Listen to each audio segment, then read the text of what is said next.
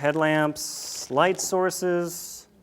This guy's real fancy, turns on, turns off, has a lockout. One thing you want to watch out for your flashlights, you stuff it in your pack, it accidentally clicks on. You get to camp, it's dark. Oh man, I got nothing. Now what? Well, something to watch out for. One of the tricks is flashlights. Just take the batteries out, put it in a Ziploc when you get to camp, put them back in. But don't forget your batteries. Once again, it gets dark out there. These guys, lithium batteries for this and sometimes my GPS. They work down to minus 40 degrees. They're much lighter than regular batteries. They have a lot more power in them. They're terribly expensive, but once again, when you're out in the snow and you're trekking around, would you pay a few more bucks for batteries instead of being lost? Well, adults would happily get out their checkbook. Here's my money. I don't care. I'm lost and scared and cold. So it's something to watch for. So that's pretty much the top of my pack there. Now this stuff, I don't remember how much it weighs. The camera and the GPS are much heavier. They add a little bit more weight to my rig. My trade-off over the years has been it allows me to move quicker, so it's a good trade. But you have to consider, like, man, am I carrying, now do you see on here, me personally, I don't have a camp chair, I don't have a seat, anything. And you always have to think, like, oh man, I want that chair when I get done. It's nice for half an hour, you sit around camp, there's a rock, there's a log. Remember, you're backpacking, say, 80 miles. I've got 4 days at 12, 13 hours a day. I'm carrying that chair. Is it really worth the hour or so enjoyment to hump that thing 12 hours a day? It's up to you. You got to think about it. So now, let's see. We'll pop this thing off here. Let's get into my side pockets. Now, one real handy thing when you guys are trekking around is, okay, say it's going to rain. Do we get pack covers? They're expensive. Do you fashion one? What I learned when I was trekking down in South America is I didn't do it with this pack, but normally what you do is you get a good hefty trash bag. You put it in your pack, you put everything in the trash bag, and then you yank that guy closed. It could rain 40 days and 40 nights. Your stuff's dry. You don't have to get a fancy cover. They're expensive. I mean, I don't buy one because also if it's ultra windy, they blow off. Now what do you got?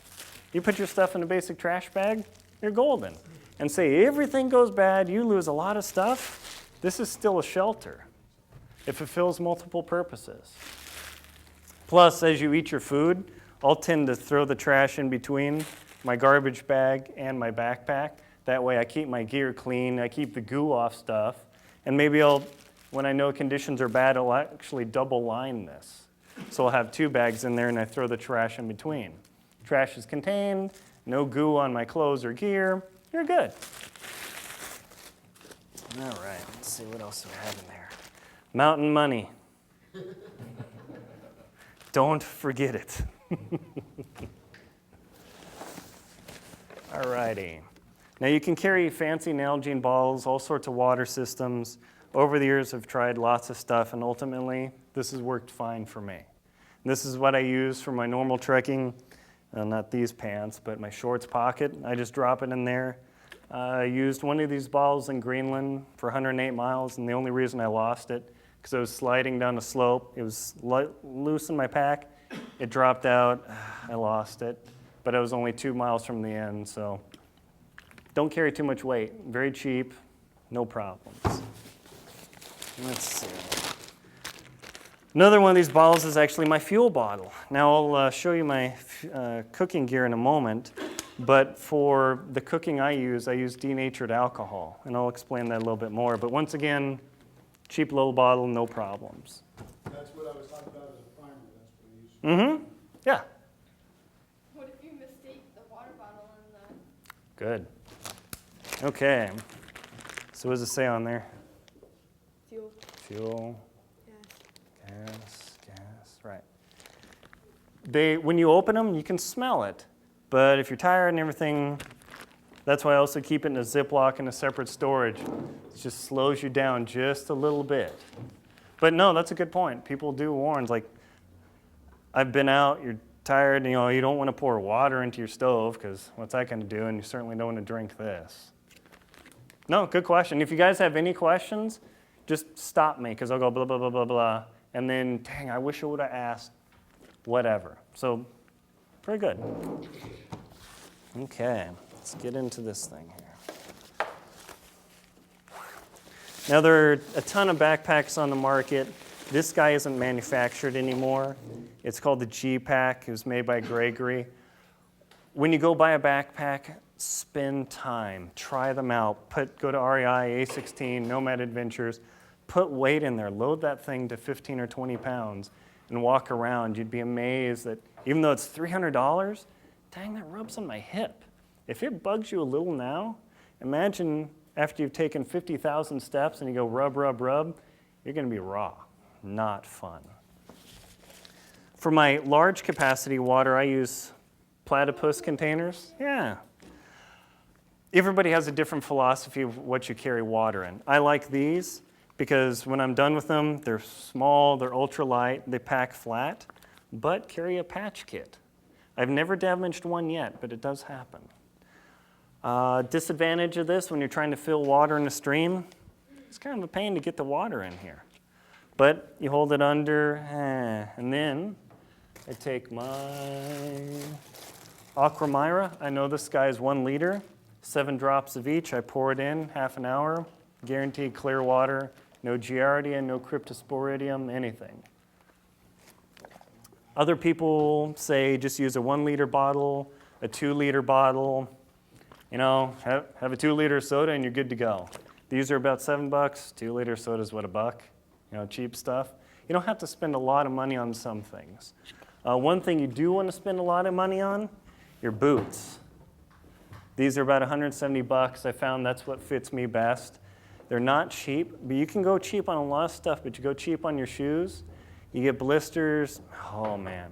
And also, notice I'm wearing my boots because I just bought them, so I'm breaking them in. The worst thing you can do, there's a show, Expedition Venezuela. The lady, she bought her boots the day before she flew down there on this huge trek. Day 2, she had bleeding blisters on her feet. She had to call in, she got evac'd. Break your boots in, get used to them, figure out what works, because once your feet are done, you can take a lot of stuff on you, but in the backcountry, if your feet are wrecked, what are you going to do? Crawl out with your hands? You don't want to do that. Alrighty, let's see, we'll get to food in a minute. Okay, this is what I call my emergency kit. We'll get that in a minute. Stove, actually, no, let's do the emergency kit now. Okay, somewhere on the list here, somewhere I call out survival kit. I don't know about survival, but you got your first aid, some basic first aid. I don't know what the troop requirements are. Usually the adults have to carry a much more significant, but this guy, it's got Band-Aids, basic gauze pads, a needle, all the basic things I've needed for a long time. One recommendation I use for Band-Aids are Band-Aid Tough Strips. This is not a sales pitch. These are by far the best Band-Aids I've ever found. I used to use moleskin for, do you have anything? Yeah, because I used to use moleskin for blisters, but it requires you to handle your knife and scissors and everything. And in the backcountry, when you're handling your knife, you guys still have the tote and shit, correct? Right. You learn all those things, but when you're tired and you're working on a thing and you slash yourself, man, these Band-Aids, I've wore these in both Greenland and Yellowstone for 8 days. I put it on and it does not come off. Showers, it welds onto your skin. So, you got to do the old Band-Aid rip-off thing, but let me tell you, this is pretty money. There's a waterproof version. I don't recommend it at all. It doesn't work. Let's see. A bug head net. There's nothing worse than being out, a swarm of mosquitoes, you're flailing around. It looks a little dorky, but you put this thing on, they're 2 inches from your head, you hear them, but they're not biting you. It drives you mad. Which brings me to bug juice. I remember camping up on, was it the Noble Canyon, I think it was? We had a problem with black biting flies. It was like The fly lands, it was like somebody taking a needle in your arm. Miserable. Don't forget the bug juice. In the Sierras, you'll be going along dry, you hit a marshy area, and just you get bit all to heck. Don't forget it. I always keep it in a Ziploc because I use 100% DEET. I found anything else in heavy mosquito areas, not effective. Once again, people say you shouldn't really use it, but I don't want to get chewed up. This chemical will melt certain plastics, so you want to keep it contained. You don't want to get it in your cooking ware. You don't want to get it on your food. You don't want to ingest it at all. It doesn't taste good. I've done it. Pardon? Do you still carry that with you when you know you're going to be doing the Arctic prep? No, no mosquitoes. I didn't take it in Greenland because I went in late September, October, and it's already cold. But during the summer months, they call the Greenland Royal Air Force the mosquitoes.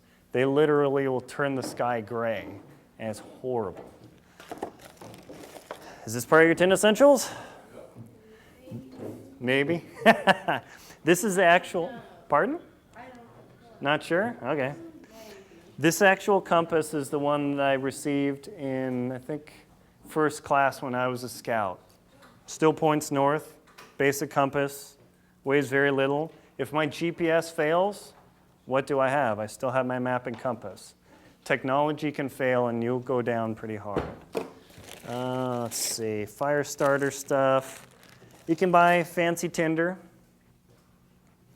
Or if, I don't know if anybody has film canisters anymore, but if you take cotton balls and you wad them in a little bit of Vaseline, they burn for 5 minutes. I mean, they're incredible. Let's see. Pocket knife, gosh, I had this from Scouts too. A little LED light.